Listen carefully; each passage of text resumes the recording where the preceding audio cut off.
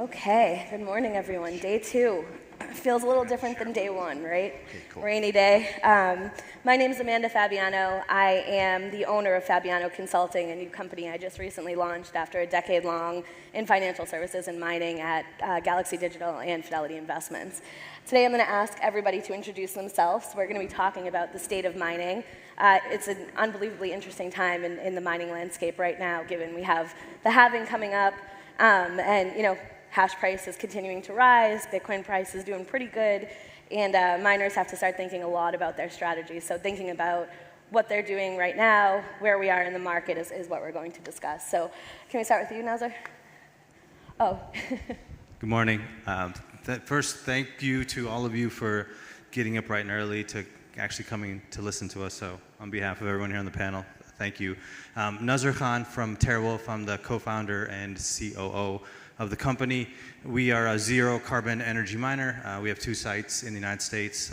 We have one site in upstate New York, about 25 miles away from the Niagara Falls hydro plant, and the second facility is in Pennsylvania on the grounds of the Susquehanna nuclear facility, which may be, I think, one of the largest deployments at a nuclear site, definitely in the US and maybe around the world. Hi, good morning, everybody. My name is Aydin Kilic. I'm the president and CEO of HIVE Digital Technologies. We are the first public crypto miner ever, going public on the TSXV in 2017. We operate green energy-focused sites in Sweden, Iceland, and Canada. Hydro and geothermal form the backbone of our energy template. And yeah, we've also got a GPU strategies. We were once the world's one of the largest Ethereum miners in the world. And we're about 1% of the Bitcoin network in addition to that. Good morning, everyone. I'm Anthony Power. I'm a Bitcoin mining analyst, and I also provide content for Compass Mining. I've been in space for just over 3 years, and I have a small room in my flat where I have an office where I do all my analysis there. Awesome. Thank you guys so much. So I want to talk about this year has been kind of an interesting one in mining. We'll start with you, Anthony. What are some of the trends that you've seen unfold over the past 12, 18 months? We've seen over the last 12 or 18 months, obviously, that the Bitcoin price has not gone the direction that everyone was expecting. However, correlated to the Bitcoin price, we have the miner price. And you've seen a lot of companies go out there and start changing their older models for newer models. Some of the big miners have been making some seriously big orders. And even this last week or so, we've seen the announcements from CleanSpark and from Iris Energy buying the new S21s for installation in early 2024. Because we approach the halving now, it's really important, as discussed yesterday at the panel, that miners start thinking about cost, start thinking about efficiency, start thinking about cash runway. You need cash to get through this next sort of 12 months, because nobody in here can tell me what the price of Bitcoin is going to be tomorrow, never mind what it's going to be at the halving date. So all these miners should be doing all this due diligence now in preparation, and I'm sure they are, and I'm sure the two on my right will be explaining in further detail what they're doing as companies. We have seen some issues 12 months ago with regards to debt, and we'll come on to that a little bit later. But it's all about preparation now, otherwise we'll see the potential failures post the halving if people aren't prepared correctly. That's a great summary, Anthony. So I think in the last year, 18 months, what we saw broadly as an industry, and moreover the Bitcoin mining network specifically, was a floor hash price of $55 a petahash per day, which we touched last November, December. What I mean by that is if you were operating 1 petahash of Bitcoin mining capacity, you would have earned $55 a day, which integrates both the Bitcoin difficulty and the price. So since I'm speaking to a room of enthusiasts and experts, as you know, number of hashes per block is difficulty times 2 to the power of 32, and from that you can extrapolate all necessary mathematical parameters to calculate this stuff. Difficulty is going up 7% on Monday to 61 trillion.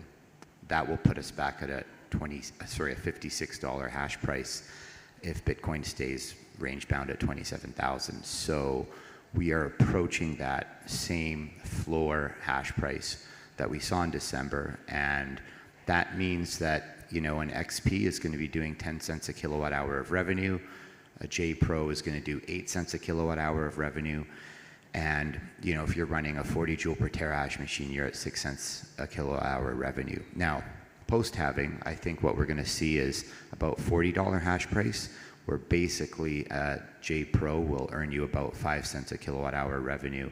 And, you know, layers of an onion analogy, when you think of everybody's power price, the older gear will likely be unprofitable unless you've got 2 or 3 cent power. So to Anthony's excellent point, you need to have a strong balance sheet. I think not having high interest debt is going to be key, and lean, efficient operations with really high uptime. Nothing fancy. This will be our second halving event at HIVE, so it's not our first rodeo. Just to add to the points that Aydin and Anthony had made, I mean, to me, the single kind of largest trend in the calendar year so far has just been how large, you know, the network hash rate has gotten. I think if people would have asked, you know, consensus of miners on January 1st, 2023, what they thought year-end hash rate would be, I mean, I think people were kind of in the high 300s, maybe 400, low 400s. You know, we've already surpassed that by 10, 12% to date. As Aydin just mentioned, we have another increase in difficulty coming on Monday. I expect that to kind of continue through the year. And so for me, the biggest, I think, kind of trend has been how large the network hash rate has gotten. And now, as we think about kind of coming to the halving, I think that trend will continue. You know, I don't see that kind of abating or plateauing for the next, you know, 6 months. I continue to expect that hash rate will come on. And if we think about just the replacement cycle, you know, if you're replacing an S17 or even an S19, that kilowatt hour that used to generate 60 or 100 terahash is now generating 200 terahash, right? So I think the expectation that the halving will have a big drop in the hash rate, which will help, you know, I think Aydin just threw out some numbers. I mean, there's some price appreciation reflected in that, but obviously there's also a meaningful kind of cut in the reward. So I think that's been the biggest, at least to me, kind of the biggest surprise is how high it's gotten, right? And as we look forward, I think, you know, as everyone's just mentioned here, efficiency is key, and that's both kind of your cost of power as well as your kind of fleet efficiency. And so the second trend that I think is, over the past 4 years, I would say there's been an infrastructure boom, right? You know, collectively, all the miners across the world probably put, you know, 5 to 7 gigawatts in my kind of calculations of infrastructure capacity online. I don't expect a similar 5 to 7 gigawatt development in the next kind of halving period, but I do think that kind of every plug or kind of every kilowatt hour of energy that's available will be optimized, and so we'll see a kind of a boom in hash rate through the optimization of each kind of kilowatt hour of electricity available. Do you think that that's because of capital constraints? Like, let's talk a little bit about macro trends of capital raising, right? How you need a decent amount of money. Obviously, when we talk about adding more efficiency, that's a lot of capital, right? So right now, there's not a ton of capital going around in the mining landscape, or, you know, generally. I think like the past halving cycle, money was pretty easy to come by, right? This cycle, it seems like it's a little more constrained. So how are companies going to be able to continue to become more efficient if they can't raise capital, right? We saw miners take on a lot of debt during the last cycle. I don't know how that is going to play out, like that strategy isn't going to play out again, right? So what do we think will happen with treasury management, with the ability to access capital? From my perspective, there's 3 levers that are open to a miner. First is to sell Bitcoin to cover your operational capital expenditure. The second is to raise funding via dilution of shares. And the third, which was used significantly at the end of 2021-22, is to raise debt. I don't think the third option is available now to miners with the current markets. And what we've seen across all the miners in North America, the larger miners, is they've all got these at-the-market offerings ready to sell shares when the time arises to make those purchases of mining machines or to increase their infrastructure size. Because when you hear an announcement, you know, we've just bought, you know, 2, 3, 4, 5 exahash of machines, you've got to think about the infrastructure those machines are going to go into. So that could be equally as big as the amount you've paid for the machines in the first place.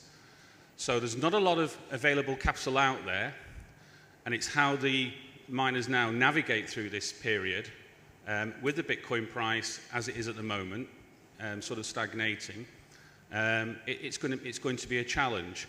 And I agree with Nazar's about infrastructure going forward. We're probably not going to see that. It might be that miners are more focused on changing their older mining machines for the most up-to-date machines. And if the S21 is going to be the be-all and end-all miner, when we thought the XP was 18 months ago, then that might be the option that are open to miners. Then they'll start swapping out their less efficient miners rather than go out and buying extra miners and building extra infrastructure. So it's a real challenge for the mining community at the moment, but it's something they have to navigate through. I think that was really well said, Anthony.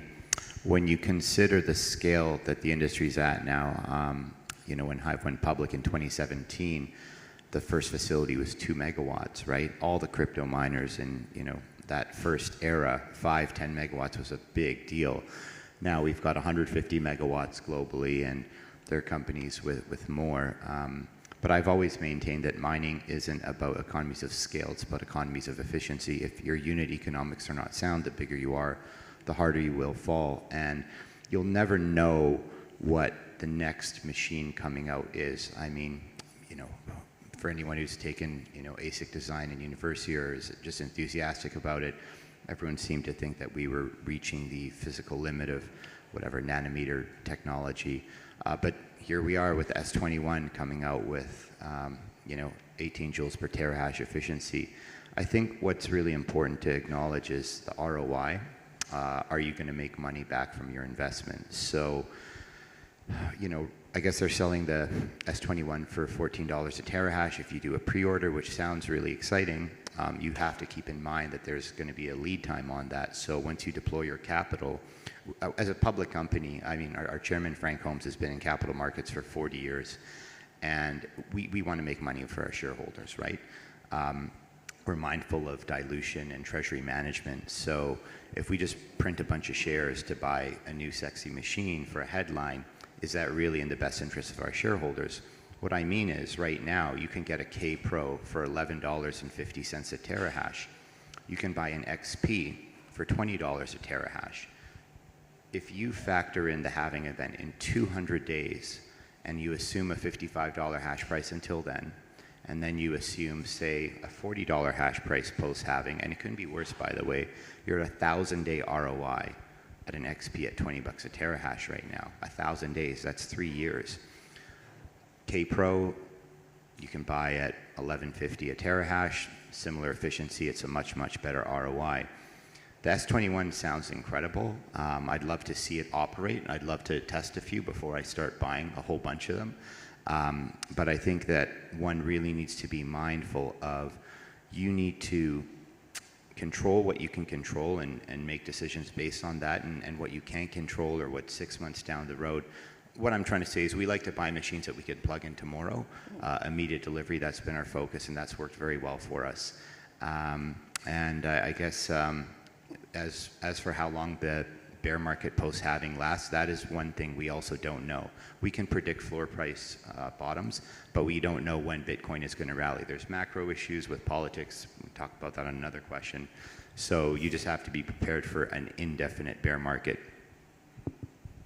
I think the capital question is an interesting one, and obviously the price of Bitcoin has not been what most of us would have wanted in this calendar year, but I think it goes a bit beyond that. I think as the investing community has gotten more sophisticated in understanding Bitcoin and Bitcoin mining, they kind of look at it and they say, hey, there's 1.5 million Bitcoin left to mine ever. You know, that's in totality through 2140. And how many Bitcoin are going to be mined the next 4 years? How many Bitcoin are going to be mined in the next 8 years? And when you start to kind of break it down like that, you know, the sensitivity to where the price of Bitcoin is becomes very important. And so I think as we look at kind of capital kind of coming into the space, you know, you're very rooted in, you know, kind of the recency effect, you know, where things have been. And so if you just say Bitcoin's 25 or 30 grand and kind of look at how many Bitcoin are going to be mined over the next 4 years, and then you come back and say, well, how much capital should be invested to go mine that Bitcoin, you don't end up with a very large number. And so part of, I think, you know, my view at least on what the next kind of halving epoch is going to look like is that there's a lot of sunk cost in the space. You know, there's been a tremendous amount of investment made into infrastructure. That's there. It's not going away. It's there. It's built and developed and designed to mine Bitcoin. And so I think there are a number of ways that people can kind of optimize around that, whether that's kind of, working on things on existing machines, right? I mean, there's something, over 1 million machines that are plugged in. That's a lot of physical machines that are plugged in. And so there's a lot of effort going into how do we make those machines that are there more valuable and more efficient. And so I just think, again, when you think about the capital, it's really, there's a discipline being kind of put into the space, both by the plain economics of it, right? Just, hey, there's 1.5 million Bitcoin ever left to be mined. And then kind of the cost. And I think Aydin laid out, some very good kind of metrics and with respect to, how you should think about, what is the payback, what is the ROI. And so to me, that's where kind of the capital constraint comes in.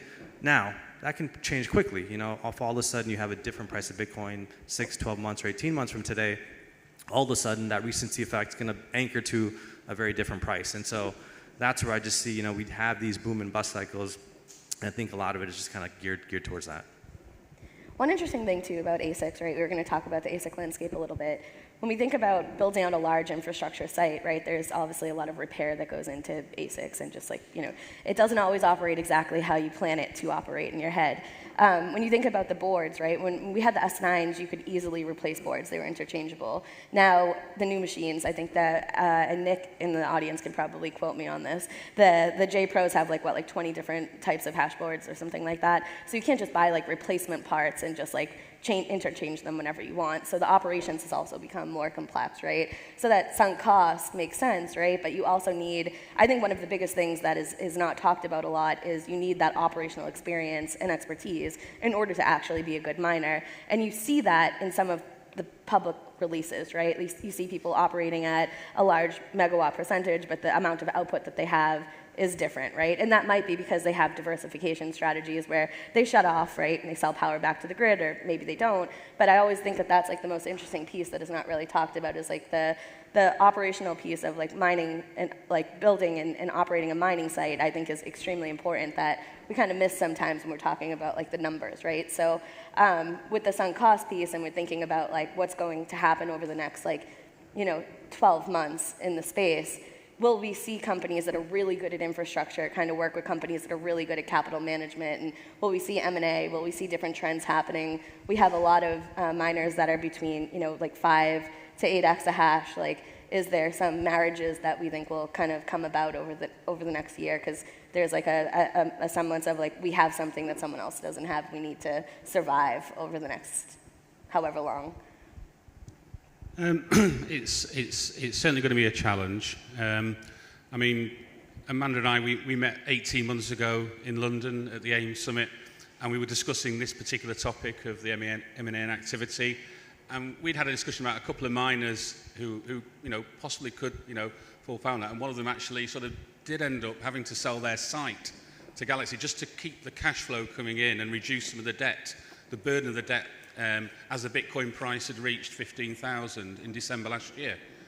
So there wasn't as much M&A as we were expecting, but I think going through this halving now, if the Bitcoin price is subdued, you may well find some of the least efficient miners having to switch off really quickly. And then it's a case of, how long can they physically last? Because, you don't pay your energy bill, you don't pay your staff, you have problems mining Bitcoin. And that's going to be a real issue for some of the miners. But as we talked about earlier, it's the preparation. And, a lot of the big miners have been preparing for this. But it'd be interesting to see, which miners are sort of waiting in the wayside now for that opportunity for acquiring other miners in the space, or maybe looking at some of the non-public miners out there. We're not mentioning non-public miners, but there's some significant sized non-public miners that might be sort of like, ripe for takeover. So it's going to be an interesting time, but, there's not a lot of capital out there. So it's going to be, a challenge on both sides. And one more thing with the M&A, just to add in, because I know this is probably the only question we have time left for, diversification too, right? So when we think about, some miners might go M&A, some miners might start, and we see that already happening, right, with diversification. So how do you think that those two worlds might happen and unfold? Well, we're seeing diversification already. So Aydin's company, HIVE, are already sort of like thinking, well, they've all been thinking for a while now what they were going to do post the Ethereum merge, because that was a significant revenue stream for the company. Hut 8 as well had a significant amount of GPUs. So we're seeing miners now going into the AI space. And HIVE have already started testing this and starting to receive revenues. I think it's something like close to about $500,000 in the first half of this year, but that's only testing 1% of their actual total number of GPUs. So if they were to raise and get clients to cover the whole of the amount of their GPUs, once they're all fully functioning, you could be looking at 15, 20 million there. And maybe, as the demand increases for this type of service, that then revenues may increase. However, let's remember, as a caveat, these are Bitcoin miners, and they've been doing Bitcoin mining for 6 years, and so moving into a new sort of area is going to be a challenge as well, because you're going to be competing with the Googles, with the Microsofts, with the IBMs of this world, and if I'm wanting AI services and I'm going to look at a list of providers, it's how you're going to get yourselves into that group of companies that can provide that service. So that's a caveat to the fact that, diversification is good. IA is not linked to Bitcoin price. It could bring in some really useful revenues to go through these bear periods, but there is a caveat to it. So it sounds like a two-part question, M&A and then diversification. So I think on the M&A front, we've been in this industry since 2017. We had not seen a lot of M&A in the first era from 2017 to 2020, and then a lot of companies went public in 2021, where there was that massive influx of capital. I think there's a couple reasons. First of all, a lot of public companies have massive G&A overhead. If you look at the fiscal annual statements, you're seeing $50, $60 million a year just in corporate G&A.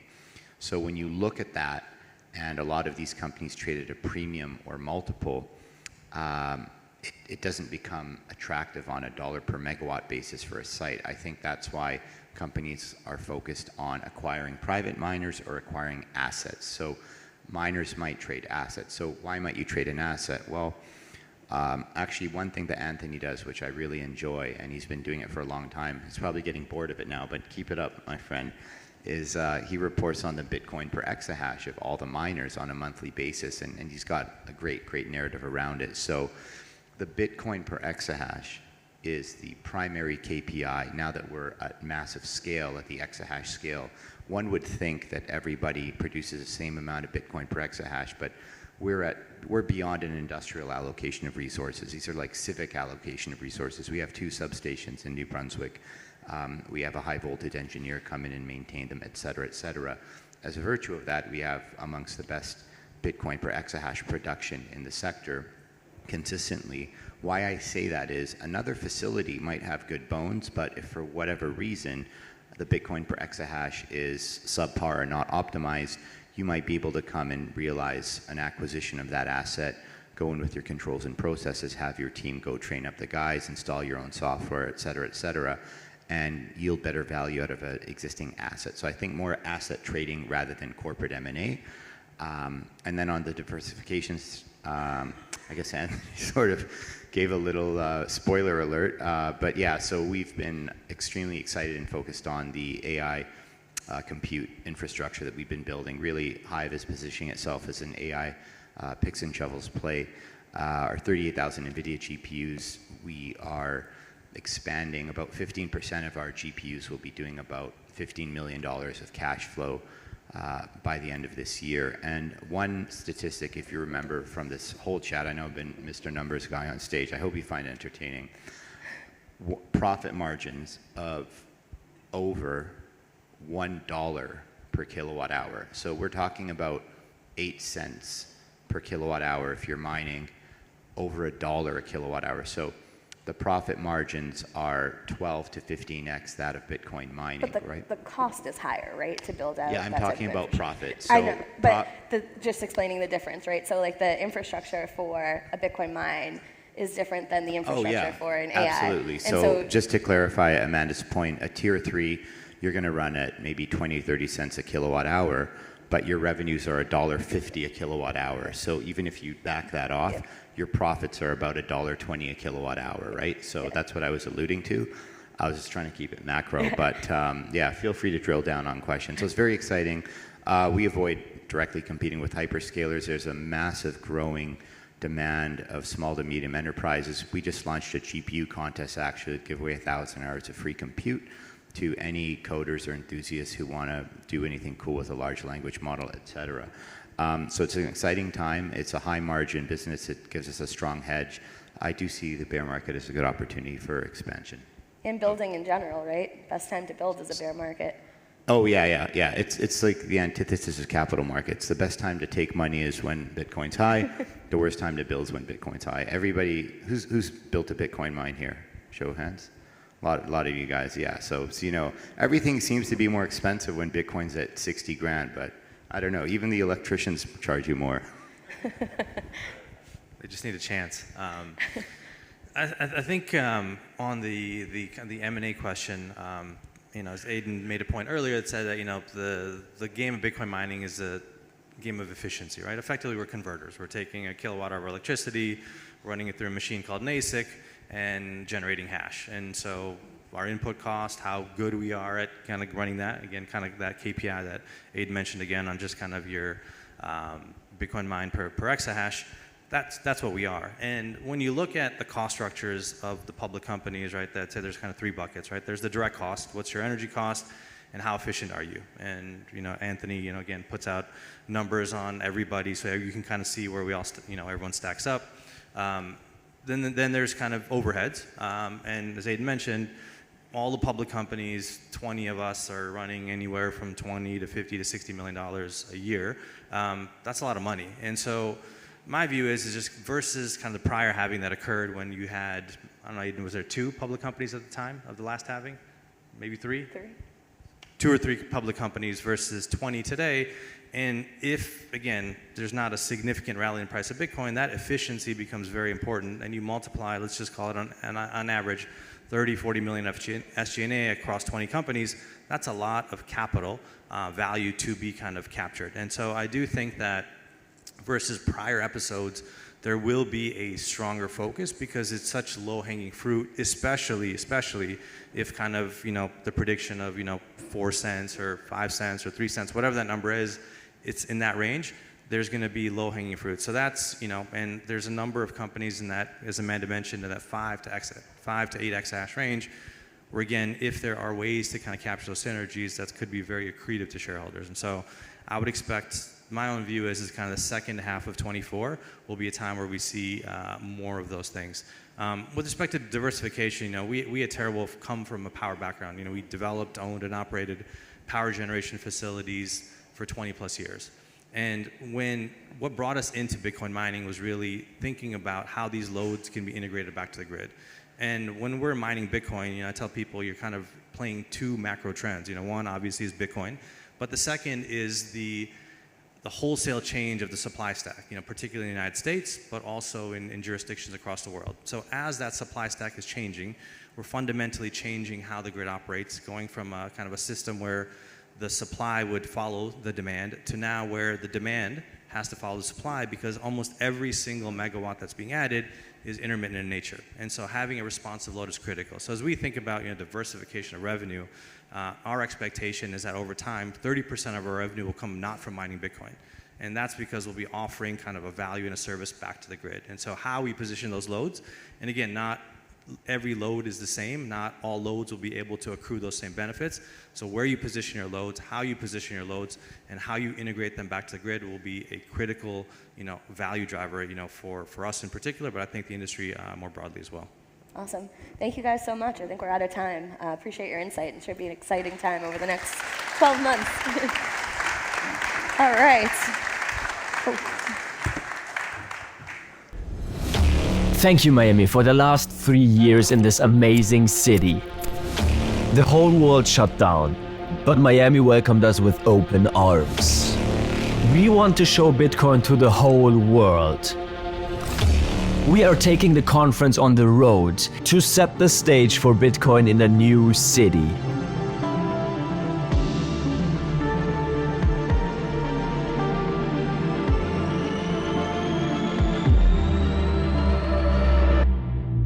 Nashville.